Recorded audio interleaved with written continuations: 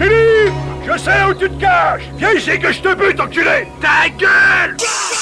J'en viendrai pour toi, Bennett. T'as sonné, toi? Pour moi, il y a déclaration de guerre. Mais c'est pas vrai de voir des machos pareils. On a frôlé la catastrophe, hein? Si tu pointes encore, tu peux être sûr que tu repars avec la bite dans un Tupperware. Toi, tu me ranges ce couteau et tu fermes ta gueule. Bien joué, trou de balle. Merci, sœur. Salut à tous et à toutes et bienvenue à What the F***, le format de retour à l'écran consacré aux bisseries et autres nanars des années 70, 80 et 90. Aujourd'hui, je vais vous parler d'un film que j'affectionne particulièrement, pas vraiment un nanar à mes yeux, mais plutôt une astucieuse série B fauchée qui date de 1980, Without Warning, traduit avec génie en France par Terreur extraterrestre. Un film de SF réalisé par Greydon Clark dont l'idée centrale avec un alien chasseur n'est pas sans rappeler celle du Predator de John McTiernan qui sort 7 ans plus tard. Terreur extraterrestre. Ils nous ont l'un après l'autre. On n'aura pas le temps de chercher du secours. Il faut y aller, vous et moi, c'est tout. Il n'y a pas d'autre solution. Terreur extraterrestre. La terreur vous saisira. Danger. Rencontre d'un certain type à éviter. Terreur extraterrestre. Des petites créatures volantes et voraces provoquent des morts isolées dans une campagne de l'Amérique profonde. Alerté par un jeune couple ayant survécu à l'hécatombe, un petit groupe lutte désespérément contre un prédateur extraterrestre qui hante les forêts et chasse tous les humains qu'il rencontre. Bien, je commence où? Par le début, tiens. Dès la toute fin des années 60, l'américain Greydon Clark se spécialise dans le cinéma d'exploitation bis, limite Z parfois, et il a à peine 25 ans lorsqu'il scénarise Les Sadiques de Satan, un film de bikers pour Al Adamson, et c'est un touche-à-tout qui se retrouve rapidement à réaliser des bobines de genre très variées durant les années 70. Black Shampoo surfe sur le succès des films de Blaxploitation. Satan's Cheerleaders marche dans le sillage du Carrie de Brian De Palma, ou encore son film de bagnole High Riders qui roule sur les traces de Cours après moi shérif avec Burt Reynolds. Un film dont Max vous a déjà parlé dans un retour à l'écran express. Bref, des productions fauchées, sans prétention, mais sans grand intérêt non plus, il faut le dire. Il faut être aveugle pour pas voir ça. C'est une évidence. Je connais ça, moi. Début 79, Greydon Clark est dans l'attente d'un retour sur investissement pour son dernier film, Brigade des Anges, une comédie d'action très inspirée par la série Drôle de Dames, Charlie's Angels.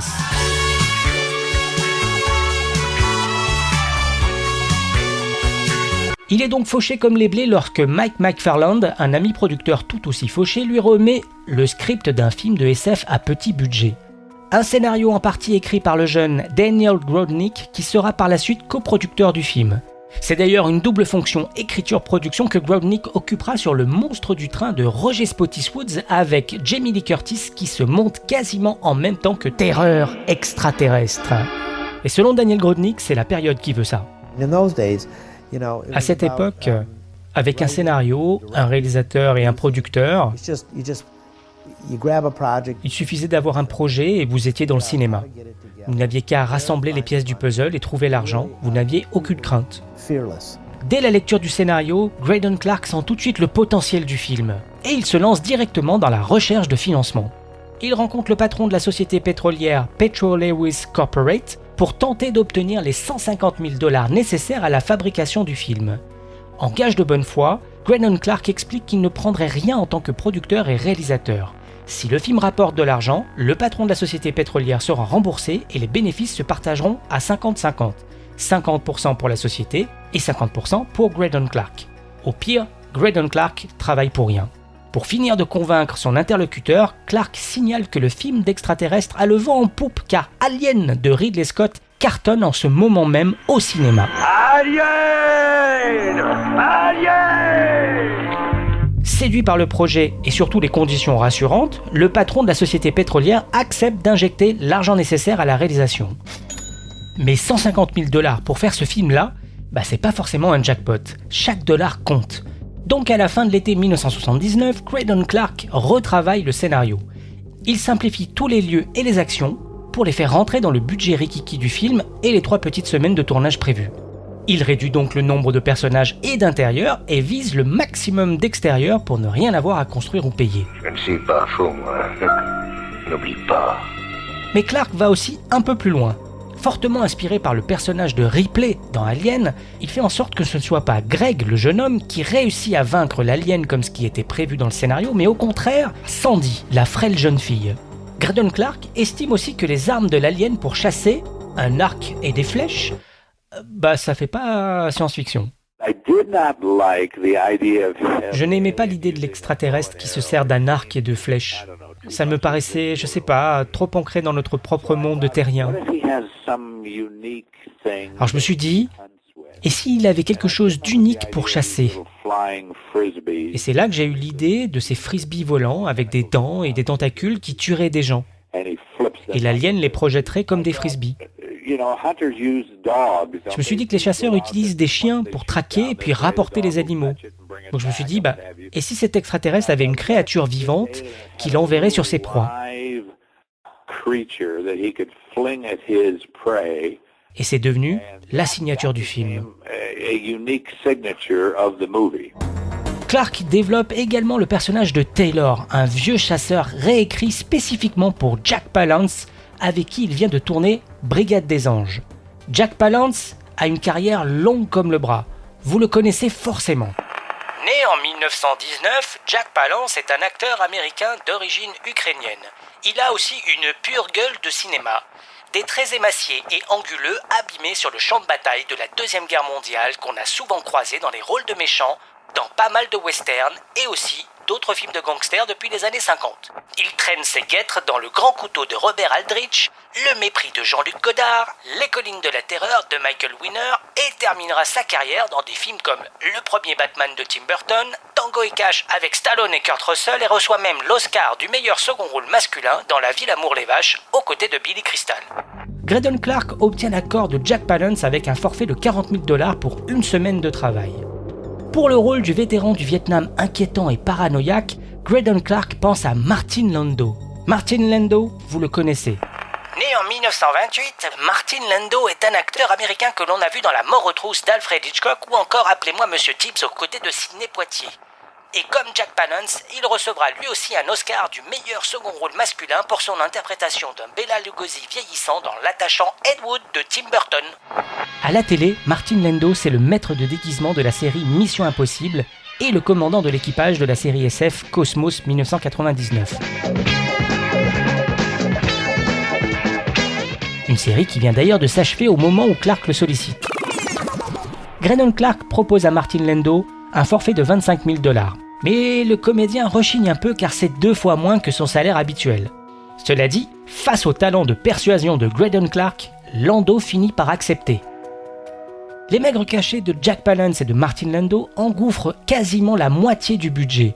Mais pour le réalisateur, c'est un bon placement pour mieux vendre le film ensuite. Pour compléter le casting, Clark dégote quelques anciennes stars. Tout d'abord, Ralph Meeker, la star du film noir En 4e vitesse de Robert Aldrich et des Sentiers de la Gloire de Kubrick. Tu prends pas de risque avec lui, alors ça je peux te le garantir. Merci pour le conseil. Au casting, on a aussi Neville Brown qu'on a croisé dans Stalag 17 de Billy Wilder, Tora Tora Tora de Richard Fleischer, Kinji Fukasaku et Toshio Masuda. Et les fans de films d'horreur l'ont croisé en gérant de l'hôtel Starlight dans Le Poisseux, le crocodile de la mort réalisé par Tobe Hooper en 1977. Et enfin, Cameron Mitchell, un acteur avec une filmo riche de plus de 200 rôles qu'on a surtout aperçu dans des séries télé comme Bonanza, Mission Impossible, L'île fantastique et Drôle de dame. Dans Terreur extraterrestre, Cameron Mitchell joue un chasseur qui se fait dessouder avec son fils dans l'intro du film. Tu comprendras jamais qu'être un homme, c'est pas forcément avoir un fusil à la main, ça peut être aussi autre chose. Ah, je l'ai manqué, cette vache-là. T'as eu la trouille. Et le casting est complété par des jeunes acteurs. Christopher S. Nelson, le fils du comédien Ed Nelson, qui s'est fait un beau petit CV sur des séries, et un certain David Caruso, un débutant qui deviendra bien des années plus tard une star dans la série télé Les Experts. C'est pas une plaisanterie, hein, c'est très sérieux. Tu crois ça? Je t'assure, tu verras. Mais à la veille du tournage, le rôle principal de Sandy, la jeune femme qui vaincra l'alien, est toujours vacant. Et en fin d'après-midi... Il y a du monde? la comédienne débutante Tara Nutter se présente au bureau de la production et elle est retenue. Oui, enfin, l'histoire ne dit pas si elle était la meilleure comédienne ou la seule à se présenter. En tout cas, le soir même, c'est le branle-bas de combat. Les costumes sont préparés à la hâte et le tournage démarre le lendemain matin. Graydon Clark fédère aussi quelques techniciens à qui il a déjà donné leur chance. Le plus mémorable d'entre eux, c'est le chef opérateur Dean Cundey, qui avait signé l'image de ses films Black Shampoo, Satan Cheerleaders, High Riders et 7 filles en or. Graydon Clark propose Terreur extraterrestre au chef opérateur Dean Cundey avec une certaine appréhension. C'est-à-dire que depuis qu'il a tourné Halloween de Carpenter, qui a eu un succès colossal pour un petit budget, Cundey peut prétendre à gravir les échelons. Mon dilemme à l'époque, c'était qu'Halloween avait bien marché, et on m'avait déconseillé de refaire un autre film d'horreur à petit budget, maintenant que je pouvais viser de plus gros films.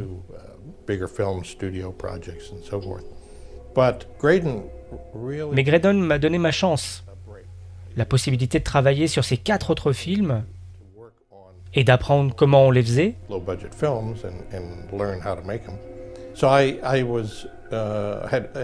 ben, tout ça, je lui en suis très reconnaissant. Et donc j'ai décidé d'ignorer tous ces conseils qu'on me donnait pour aller m'amuser avec Graydon et de tourner une autre série B d'horreur. Et ce fut une super expérience. Graydon Clark est vraiment touché par le geste de Dean Cundey et le tournage débute à l'automne. La comédienne Tara Nutter se souvient de l'ambiance de ses premiers jours. Pour mon premier jour, il venait juste de construire la cabane, avec les trophées de l'alien à l'intérieur. Ce n'était pas grand, hein, c'était un tout petit espace. Il fallait y caser l'équipe et j'imagine les trophées. Je ne sais pas si on les avait à ce moment-là, je ne sais plus. Mais Graydon m'a prise à part et m'a demandé si je savais hurler. J'ai dit oui, je peux hurler, oui. Alors, quand tu seras dans la cabane, tu regardes de chaque côté et tu cries. Je lui ai dit que je pouvais y arriver, oui. Donc, on rentre dans la cabane, on tourne et je hurle. J'y ai mis tant de force que les murs se sont écroulés. Et on s'est retrouvés au milieu du champ. Il a fallu reconstruire la cabane avec des murs plus solides. Les plans s'enchaînent bien, mais une petite confusion commence à grandir sur le plateau. En fait, le jeune producteur Paul Kimeshen parle aux comédiens et leur donne des indications contradictoires avec celles de Graydon Clark qui troublent forcément les comédiens. Clark est obligé de mettre les choses au clair avec Kimeshen. Non, tais-toi, ne discute pas. C'est moi qui commande ici. Toi, tu obéis. Quand je commande, on exécute.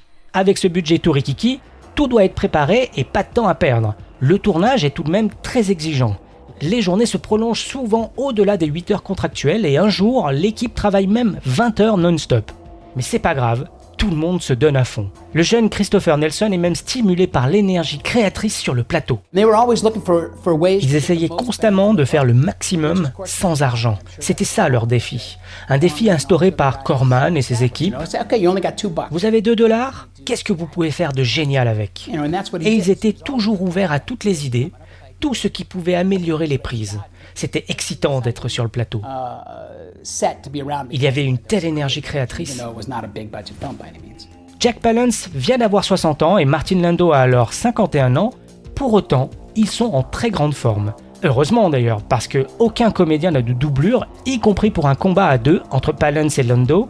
Mais même si c'est un petit film, ils le font avec sérieux, de manière pro, et restent très coopératifs. Je me souviens surtout de l'amitié qui régnait sur le tournage. Ils avaient tous eu une grande carrière. Ils nous ont tous merveilleusement accueillis. Il ne se sentait pas du tout supérieur et ils ont donné tout ce qu'ils avaient. Ils ne se comportaient pas autrement que s'ils travaillaient pour Kubrick. Ils faisaient leur boulot et c'était une belle leçon. Mais avec la fatigue, d'autres personnes se montrent plus facilement irascibles. La comédienne Tara Nutter estime que Graydon Clark lui manque souvent de respect. Il faut dire que certains jours, le réveil à 3h30 dans un froid de canard, c'est pas forcément le top du confort, c'est vrai. Je commence à avoir froid, pas toi ? La comédienne tombe de fatigue et elle cherche donc à abréger ses journées. Une nuit, elle se blesse à la cheville. Depuis quelque temps, il y a des accidents partout. Elle part à l'hôpital, bim, une foulure qui l'empêche de marcher pendant une semaine. Privé de l'héroïne du film, Graydon Clark doit malheureusement interrompre le tournage pour quelques jours. On va devenir cinglé à force. L'antagoniste du film, c'est cet immense alien au crâne hypertrophié. C'est le grand maquilleur Rick Baker qui en fait le design et le dessin préparatoire pour $1 250 dans son garage. Mais il abandonne ensuite le projet pour laisser son jeune protégé Greg Cannom prendre sa place pour la confection. Greg Cannom, vous connaissez forcément son travail. Il a œuvré sur le Dracula de Coppola, sur The Mask, sur Madame Doubtfire et plein d'autres films, et il va créer le masque et l'appliquer. C'est le comédien Kevin Peter Hall, un noir américain de 2,20 m qui endosse le rôle de l'alien. C'est son deuxième film après Prophétie de John Frankenheimer où il interprétait déjà une créature. Et sur Terreur extraterrestre, il porte un masque au bulbe crânien hypertrophié et doit jouer avec une inquiétante immobilité. Et au dernier moment, Clark évite la tenue métallique, très SF du scénario, et choisit plutôt des vêtements du type camouflage plus adaptés à la situation. Et pour donner un look étrange comme un costume fait en cordage, la jeune costumière Eloise Jensen fonce chercher une solution au magasin du coin.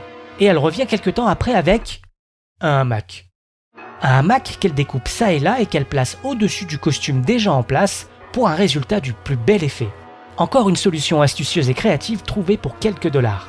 Mais Graydon Clark résiste à l'envie de montrer son alien à tout bout de champ. Au contraire, le réalisateur garde en tête la judicieuse utilisation du hors-champ dans Les Dents de la Mer de Steven Spielberg. Steven Spielberg avait dit à propos du monstre dans Les Dents de la Mer qu'il avait fait son maximum pour ne le montrer qu'à la toute fin. Parce qu'il voulait que le spectateur se serve de son imagination pour s'imaginer le monstre. Eh bien, j'ai suivi cette idée pour l'alien de mon film. J'ai mis de très brefs plans de son ombre, de ses mains, ou encore des plans très courts avec des lumières qui se balancent d'avant en arrière. On ne le voit que partiellement pendant très longtemps. Et tout ça jusqu'à la fin, où finalement on le découvre dans les bois, avec le brouillard tout autour. Et je pense que c'était une bonne méthode. Le maquilleur Greg Cannom améliore ensuite les frisbees organiques. Il rajoute des dents, des poils, des petites tentacules plus souples. Il crée également des visages en latex pour pouvoir faire en sorte que ces tentacules pénètrent dans la chair de ses victimes. Je faisais des moules de leurs visages et ils étaient tellement mauvais, on n'avait pas le temps. Je me servais de ces moules pour les moments de gros plans, comme lorsque cette chose s'agrippe au visage. En fait, ce ne sont que des moulages fabriqués avec du plâtre et mélangés avec de l'argile et un peu de sang. C'était juste dingue. Mais on n'avait pratiquement pas d'argent pour tout ça. Le chef opérateur Dean Cundey est également mis au défi de filmer ces petits frisbees mortels lancés par la créature et qu'on doit voir en plan large, en gros plan et qui doivent surtout se déplacer en tournant.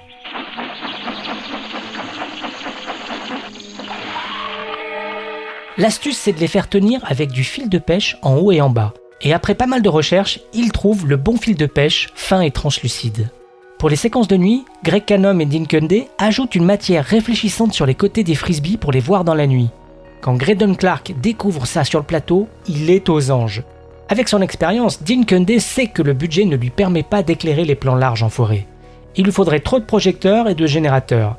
Il choisit alors d'envoyer pas mal de fumée dans les arrière-plans et de les rétroéclairer, ce qui donne du relief à l'image sans avoir besoin de tout éclairer dans la nuit. Et ça soigne le look général et crée une belle ambiance. Grâce à Dean Cundey, le tournage est bouclé dans les temps. Je savais que ça arriverait. J'en étais sûr. Les ventes télé du film à HBO et CBS couvrent largement l'investissement. Mais malheureusement, aucun studio ne les suit pour le cinéma et la vidéo, même si la Warner est vaguement intéressée. Aucune chance. Aucune aide. Aucun secours. Il faut donc traiter avec un distributeur indépendant. C'est là qu'entre en scène l'AIP, l'American International Pictures, qui est une société spécialisée dans le genre depuis les années 50, que ce soit en production ou en distribution. Ils ne mettent aucune garantie minimum, mais assurent un fort pourcentage sur les recettes. Malheureusement, il y a un loup, mon loulou.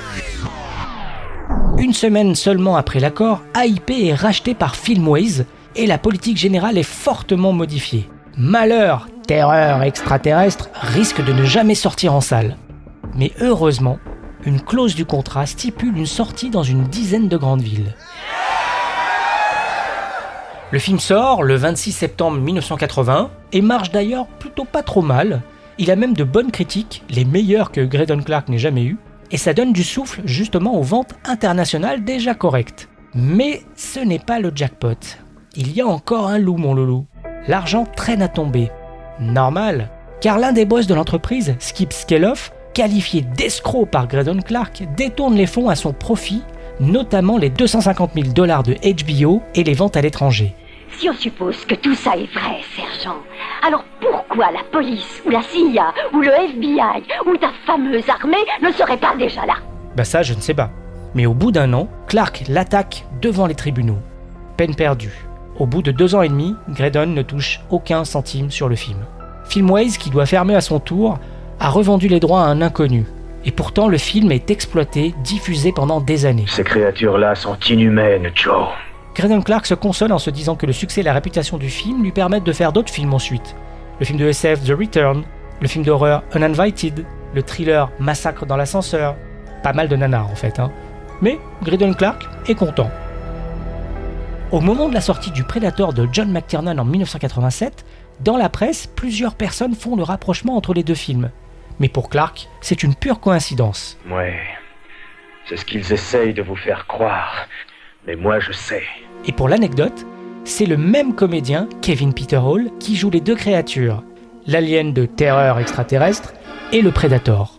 Enfin, il s'agit de la dernière collaboration avec Dean Cundey, puisque le chef opérateur ensuite alignera la photo de petits films totalement inconnus comme New York 97, The Thing, À la poursuite du diamant vert, la trilogie Retour vers le futur, Jack Burton, Roger Rabbit, Jurassic Park, Apollo 13, excusez du peu.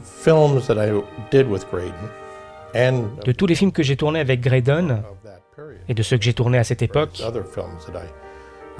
tous les autres petits films à petit budget, Terreur extraterrestre est un de mes meilleurs souvenirs. Il est très bien fait pour un film à si petit budget. Et quand je le regarde, je vois tout ce que j'ai appris dans mes films précédents et comment je m'en suis servi dans Terreur extraterrestre. Cela fait pas mal d'années que Greydon Clark parle d'un remake. Ça serait classe en effet. Je détiens les droits du remake. J'ai plusieurs fois essayé de lancer le projet, mais les financeurs ont beau dire oui, il ne se passe jamais rien. C'est très frustrant, et je me demande pourquoi ils ne le font pas, car il y a plein de gens qui seraient vraiment intéressés par ce remake. Le film est sorti en France le 26 novembre 1980 au cinéma, une semaine après le slasher Le Bal de l'horreur avec Jamie Lee Curtis, et une semaine avant le Superman 2 de Richard Lester et Richard Donner, pour le replacer dans son contexte. Alors pourquoi je vous parle de ce film ? C'est pour moi un film qui a un pied dans la série B des années 50 et un autre dans le film d'horreur de la fin des années 70. Il y a vraiment un alliage entre les deux que je trouve vraiment rafraîchissant.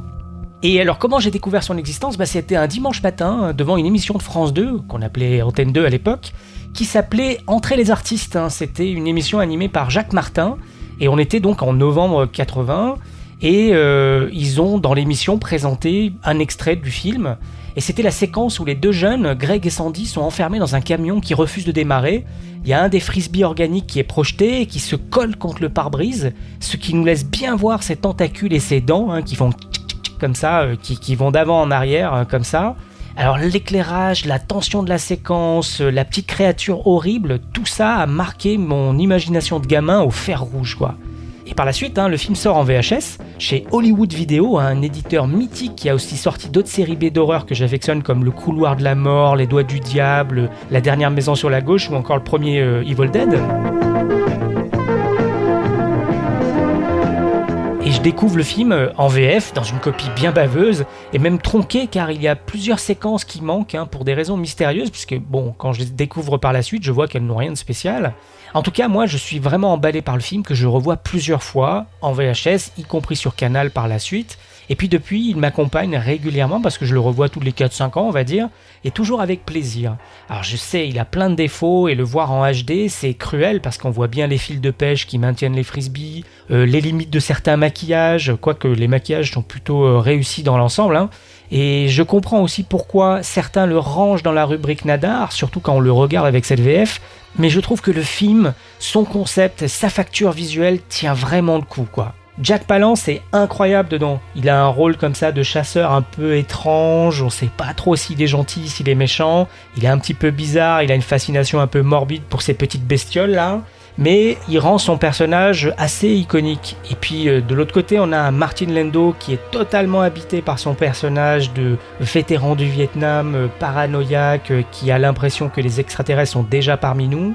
Alors ok, il en fait des caisses, mais il amène vraiment quelque chose à son personnage qui est quand même assez inoubliable finalement dans ce film, quoi. Je trouve que les frisbees qui sont luisants dans la nuit, qui se collent sur leurs victimes, qui plantent leurs tentacules et qui les grignotent comme ça de l'intérieur avec des petits geysers de sang, on va dire, c'est une idée vraiment formidable. Voilà, pour moi c'est une Madeleine de Proust. C'est pas une pépite du cinéma, c'est pas un chef-d'œuvre non plus, loin de là, mais j'ai une affection pour ce film que j'espère vous communiquer peut-être pour essayer de le découvrir. Ah oui. Et d'ailleurs, ce format What the f*** nous permet de revenir sur ce genre de film, car même s'ils sont pas forcément les plus respectables, ceux qu'on cite dans les livres, tout ça, ils ont leur importance. C'est ça aussi le cinéma. Et certaines idées s'impriment dans l'esprit de ceux qui les ont vus à vie. On ne grandit pas qu'en voyant des Citizen Kane et des 2001. Ces films sont évidemment des chefs-d'œuvre, mais même les petits films ont leur importance dans le cœur des cinéphiles, des cinéphages, quoi. Vous croyez peut-être qu'on est seul dans l'univers, que ces milliards d'étoiles sont désertes. Ne croyez pas ça. Nous ne sommes pas seuls. Nous ne sommes plus seuls. Terreur extraterrestre est enfin sorti en HD et DVD en France, dans un très beau booklet Sidonis Calista. Très belle copie pour le film, version complète, avec plein d'interviews des membres de l'équipe, sauf Graydon Clark, bizarrement, et un livret très complet écrit par l'excellent critique Marc Toulek. Retrouvez tous nos anciens épisodes sur notre site retouralécran.fr et sur toutes vos plateformes d'écoute de podcasts préférées.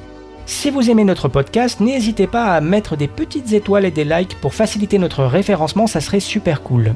Et vous pouvez également nous suivre sur Facebook, Instagram, Twitter et YouTube. C'était Mick pour Retour à l'écran express What the f***. À bientôt pour un nouvel épisode.